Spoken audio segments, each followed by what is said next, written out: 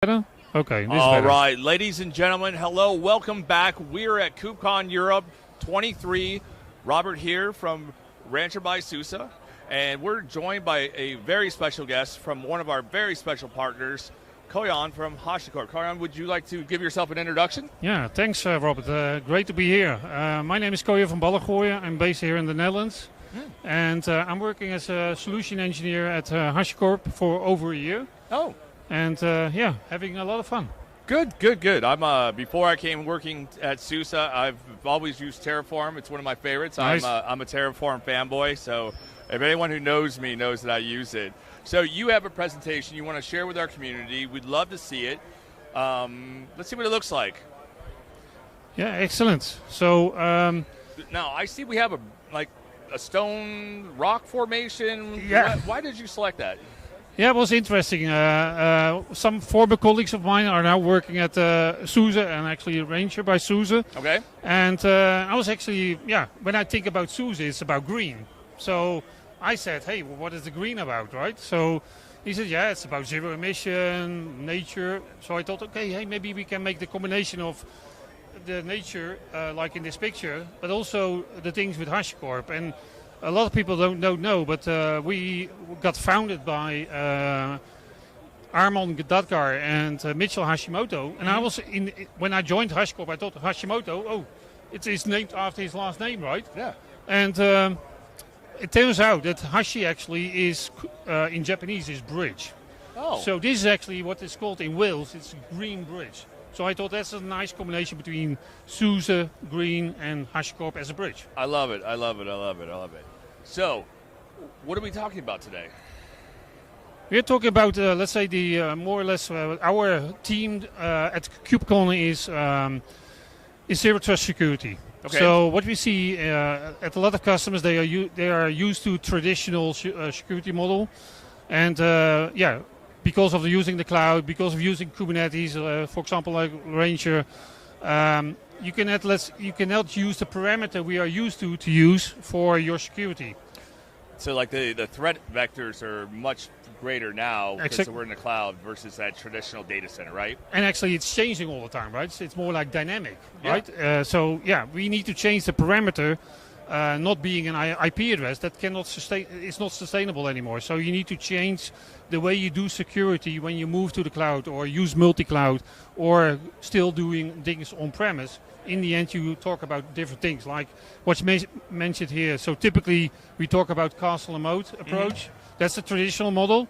So you have one entry, you go to the data center, for example, in the organization, and actually everything inside is safe, right? Yeah. Which is totally fine, and that can be done with IP address. But moving to the cloud and multi-cloud, then you have to change your let's say your security model. In this case, you can actually this visualize here like tents. So now you have to move to every tent to get to the door, and actually you have to make sure you are the one who's able to enter. I wasn't sure where you're going with the tents, but now that makes sense. Yeah. Okay. Awesome. What else we have? What else we have? So what I mentioned about the parameter, which has changed. Yeah. So was IP address in the traditional security model. If you more go to the, let's say, to the cloud, as I said, we cannot use the parameter anymore like an IP address. So for us, it all starts with identity. So like you, Robert, you enter, let's say, a system. They need to know, the system needs to know that you are Robert, right? Yeah. At least you need to be identified as Robert and not somebody else, for example, like me. If I should not be able to exit that specific system where you have access to.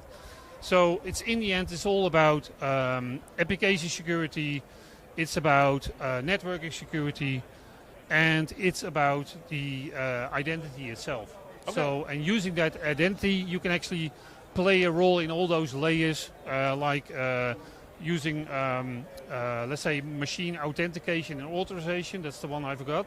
But that's the starting point most of the time for our customers. Okay. So they want to have a secret management solution. They need to authenticate to our solution for secret management, which is Vault, which can run on Rancher.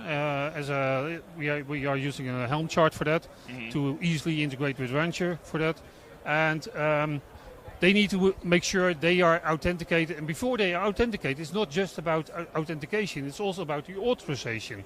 So Sure. what can they do inside the system, right? It's not just about, hey, I can authenticate. No, it's really about when you are authenticated, then you have to still have the next step, which is authorize where what can you access within the environment.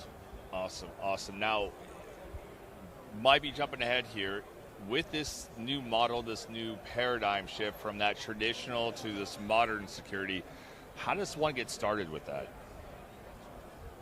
How do they get started? How would one get started with moving to that, to what HashiCorp's doing in that space? So typically what we see, as I said, so they typically start with the machine authentication authorization. So that's Vault. So that's Vault. Okay. That's our secret management solution. We only not talking just about the identity. It's also about access. Yep. What I already mentioned. The other thing is also about data. So data can also needs to be encrypted, right? Mm-hmm. So data like secrets needs to be stored somewhere, but it needs to be very secure. And that's what we do as well in Vault. So everything is secure. All the communication between with the client and our Vault server itself is fully secure using TLS, mutual TLS, and making sure that no attacker can actually grab the secrets from now, there.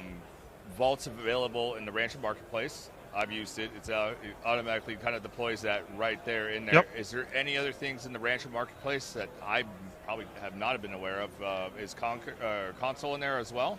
Console is there for sure as well. Is there as well. Yep. So, what's next? Oh, so of course the integration, right? You were talking about it. So now obviously we together we created the Terraform provider for RKE and Rancher. And together we can accelerate the zero trust security, which is really important for a lot of customers for us together. And this will help them to accelerate using our Helm charts together with you, within Rancher, with the marketplace. So you're mentioning RKE, also support of RKE 2? Yep. Okay, even better. That'll be the first question someone's going to tweet me going exactly. Does it support 2? And I'm like, you know what, I'll cut it off at the pass. Yeah. And we have official Helm charts for console and Vaults in there. Yep. Terraform providers, that's it, right? That's it for the moment, but of course we are working closely together, so wait for more. Now, we have Rancher extensions that just released. Very new, very exciting things. Have you guys thought about it? You know, having a Rancher expansion for Vaults or console? No, that's something I think we need to get into together. I know, for it's example, so new that when I ask people, they're like, "I haven't heard about it." And I'm like, "It's a web interface that allows our partners and anybody to write their own web extensions that live what's inside Rancher." So great. So what I can say is we are busy with, for example, an operator. So operator in Kubernetes is something also not really new, but it's picking up with the adoption. Okay. So we are coming with a Vault operator, for example. It's kind of right now it's beta, but that's something we can utilize in Rancher as well. I would love to see that. That's some very cool stuff. Well, Koyan, thank you very much. Enjoy the rest of KubeCon. Thank you. We'll see the rest of you guys in the community.